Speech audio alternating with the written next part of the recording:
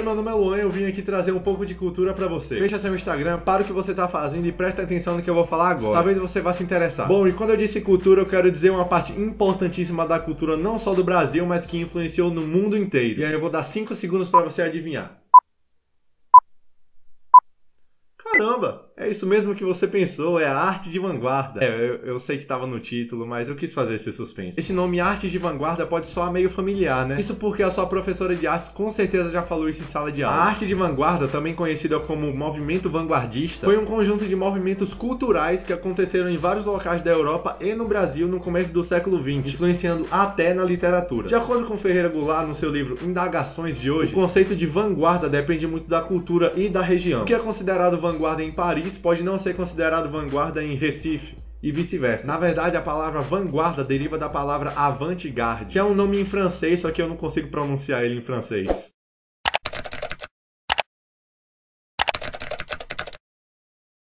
Avant-garde. Bom, avant-garde significa a parte frontal de um exército, a parte da frente. Essa palavra foi usada na arte para designar os modelos de arte que quebraram com as regras pré-estabelecidas de arte. A história da arte de vanguarda se divide em vários eixos, ou em várias técnicas artísticas, ou em vários movimentos, do que você achar melhor. Alguns deles são o impressionismo, o expressionismo, o dadaísmo, o cubismo e vários outros. Todos eles pautavam o mesmo objetivo, que era a quebra de padrões. Era o protesto contra a arte conservadora. Ó, falei bonito. Era também a criação de novos padrões estéticos que eram mais coerentes com a realidade da época. E elas se destacaram justamente com essa radicalidade que elas têm em quebrar regras, na qual proporcionou uma influência no mundo inteiro. E eu, como um bom apresentador de programa ou de vídeo, mas isso aqui é o meu programa, vou falar de cada um deles aqui nesse vídeo. Mas para o vídeo não ficar muito longo, eu vou falar desses principais aqui, que foram os que mais influenciaram. Mas se você deixar um like aí, eu posso fazer outro vídeo trazendo os outros movimentos artísticos. Primeiramente, você percebeu uma semelhança entre esses nomes? É isso mesmo, é o ismo no final de cada palavra.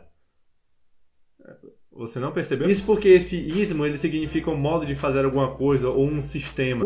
Caramba, já falei demais, né? Vamos começar logo pro que interessa. A primeira técnica da vanguarda que eu vou falar aqui é o cubismo. E quando eu digo cubismo, não é só uma tela cheia de cubos ou uma imagem toda pixelada. O cubismo, na verdade, é um movimento artístico europeu que era marcado pelo uso de formas geométricas. Então pode ter um monte de quadrado mesmo, né? Esse modelo surgiu na França e foi ele que rompeu os modelos estéticos que apenas valorizavam a perfeição das formas. O marco para o surgimento do cubismo foi em 1907, com a tela Les Demoiselles d'Avignon. Em tradução fica As Damas d'Avignon, do pintor espanhol Pablo Picasso. Você achava que eu não ia falar dele aqui, né? Aqui no Brasil, somente depois da Semana da Arte Moderna de 1922 é que o cubismo vai ganhar força. Ainda que os artistas brasileiros não fizessem exatamente o que era o cubismo, dava para perceber a influência. A artista Tarsila de Amaral foi uma das personalidades que usou essas características em suas telas. Ainda que no Brasil, vale ressaltar outros artistas brasileiros, como Anita Malfatti, Rego Monteiro e Di Cavalcanti. Os principais pintores cubistas, e eu falo isso de um modo geral, digo no mundo inteiro, além do Pablo Picasso, foram Georges Braque, Juan Gris, Fernand Léger e Diego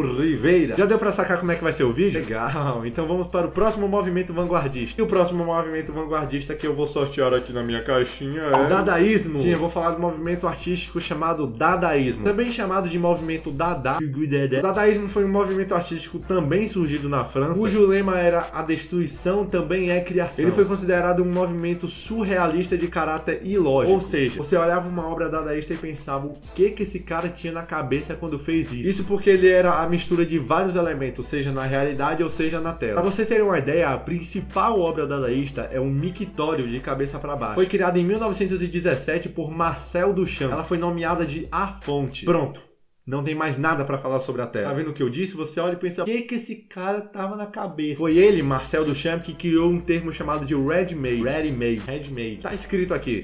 Que ele chamou de arte de retina. Simplesmente pegando um ou vários objetos e transformando em arte. Titulando e assinando, né? Por exemplo, eu posso pegar esse óculos aqui, abrir ele, abrir uma perna só, virar de cabeça pra baixo e falar, ó, isso aqui é a minha obra de arte. Eu vou chamar ela de lentes. E é isso. Aqui no Brasil, o dadaísmo influenciou principalmente na literatura. Manuel Bandeira, Flávio de Carvalho, Mário de Andrade e Ismael Neri. Sendo assim, nós podemos dizer que o dadaísmo foi um movimento anti-artístico, uma vez que ele questiona a arte e busca o caótico e a imperfeição. Eu sei, é estranho, mas é arte. Passando para o próximo movimento, eu vou falar sobre o impressionismo juntamente com o expressionismo. O impressionismo foi um movimento artístico que surgiu numa época chamada de Belle Époque, que ocorreu de 1871 a 1914. XIV. Ela teve um papel muito importante para essa renovação da arte no começo do século XX, sendo ela a grande propulsora da arte da vanguarda. Ela é a mamãe da arte da vanguarda. Ela está muito ligada ou completamente ligada à luz, à cor, às sombras. É simplesmente você saber a tonalidade das cores em que a luz do sol produz em determinados momentos do dia. E essa é só uma das características do impressionismo. Outras delas são as figuras sem um contorno nítido, parecendo mais uma foto desfocada. Os artistas procuravam fazer uma sombra bem colorida e luminosa. E não me pergunte por quê. Ela é baseada na luz e por isso não tem contorno. O objeto é formado pelo reflexo que ele tem com a luz em determinado momento do dia. O termo impressionismo é fruto de uma obra feita por Claude Monet, chamada de Impressão, o Nascer do Sol, feita em 1922. No Brasil, nós temos vários nomes do impressionismo, como Anita Malfatti, Almeida Júnior, João Timóteo, entre vários outros. Além da pintura, o impressionismo também influenciou na literatura, na fotografia e até na música. Agora, ainda do impressionismo para o expressionismo. O expressionismo, juntamente com o impressionismo, foi um dos primeiros movimentos artísticos. É como eu disse, é o papai e a mamãe. A diferença do expressionismo para o impressionismo é que ele procura representar um sentimento pessoal através de um realismo meio distorcido. Não se é definido o país de origem do expressionismo, nem a duração dele. Entretanto, nosso conhecimento é de que ele surgiu na Alemanha em meados de 1905, que foi o ano que foi criado um grupo de artistas chamado Die Brücke, ou como os alemães gostam de falar, Die Brücke, que na tradução fica a ponte. Por causa dessa influência na Alemanha, ele também é chamado de impressionismo alemão. O primeiro quadro divulgado pelo grupo foi apenas em 1926, nomeado Die Brücke, o nome do grupo. O nome Edvard Munch é muito importante para o início do expressionismo. Ele é praticamente o precursor e inventor do expressionismo. Ele influenciou muito esse movimento expressionista com suas obras impactantes e cheios de carga emocional. A sua obra mais importante, e você vai saber de qual eu tô falando, é chamada de O Grito. Ela representa a tela mais emblemática do movimento expressionista. Outro artista importante para o impressionismo foi o holandês Vincent van Gogh. Sua professora de arte já falou esse nome também, né? Foi ele quem pintou a obra A Noite Estrelada. Algumas das principais e definidas características do expressionismo são a valorização dos sentimentos, principalmente a angústia e a solidão, esses sentimentos mais sombrios. É a técnica violenta de pintura com camadas grossas de tinta. E sim, a valorização de temas sombrios e trágicos. No Brasil, o Cândido Portinari se destacou no expressionismo. E além dele, a Anita Malfatti, deu pra perceber que eu falei bastante dela aqui, né? Ela é interligada, ela é bastante influenciada com a arte de vanguarda em geral. Inclusive, a influência dela no expressionismo foi uma viagem que ela fez para a Alemanha e teve contato com artistas do expressionismo e trouxe pra cá nas obras dela. Além da pintura, o expressionismo também influenciou na literatura, na música, em escultura e até na arquitetura. Ai, eu acho que eu expliquei tudo, né? Eu acho que aqui já foi tudo, né? Cubismo, dadaísmo, impressionismo, expressionismo. Eu acho que já foi tudo. Tá achando que acabou? Até ia acabar, né? Que eu tô com a vontade de ir ali tomar um café, mas eu vou dar um bônus pra você. Só porque eu gosto de você, hein? E também pra dar aquela impressionada se algum professor de arte estiver assistindo aí, né? Bom, agora vamos sair do início do século XX e vamos da metade até os tempos atuais. Início eu não tô falando mais das artes de vanguarda, e sim um movimento artístico que se caracteriza pela reprodução de temas interligados ao consumo, à publicidade e ao estilo de vida americano. Já sabe do que eu tô falando? É isso mesmo, a pop art. Esse é um termo em inglês que significa arte popular que surgiu durante a década de 50. Ela surgiu na Inglaterra. E essa expressão foi criada pelo crítico Laurence Alloway durante os encontros de um grupo de artistas chamado o Grupo Independente. Lembrando que a pop art não deve ser considerada um fenômeno cultural, apesar de estar muito interligada a ela, mas sim uma interpretação feita pelos seus artistas da cultura popular e da cultura de massas. Cultura de massas eu digo publicidade, propagandas, panfletos, embalagens, outdoors, o que for. Esse fenômeno artístico se influenciou muito nessa cultura de massas. E ao longo dos anos a pop art influenciou bastante no grafismo e nos desenhos relacionados à moda. Algumas das características do pop art são a utilização de cores intensas e vibrantes, a reprodução de peças publicitárias e também o uso da imagem de celebridades. Ele também foi inspirado no universo de histórias em quadrinhos, que é mais um desenho do que uma pintura. O artista Andy Arrow foi o representante mais popular da pop art no mundo inteiro. O cara é famoso, mano. Você pode nem saber quem ele é, mas com certeza você já viu alguma obra dele. Ele ficou bastante famoso por representar em suas obras os artistas de música e os artistas de cinema. Um exemplo delas é a Marilyn Monroe, o Michael Jackson e o Elvis Presley. A pop art também pode ser usada como uma forma de colagem, que foi o que Richard Hamilton fez na obra O que exatamente torna os lares de hoje tão diferentes, tão atraentes, feita em 1956. No Brasil, a pop art surgiu mais pelo contexto histórico. Isso porque nós estávamos passando pela ditadura militar. Os principais nomes da pop art no Brasil são Antônio Dias, Cláudio Tosi e Rubens Gertman. O artista Romero Brito utiliza até hoje nas suas obras a pop art. Entretanto, ele não usa como uma forma de crítica. E que com certeza você já teve um caderno dele. Aí tinha um caderno do lado dos Vingadores, aí você preferiu dos Vingadores, né? Eu sei como é, cara. Eu sei como é. Acabou?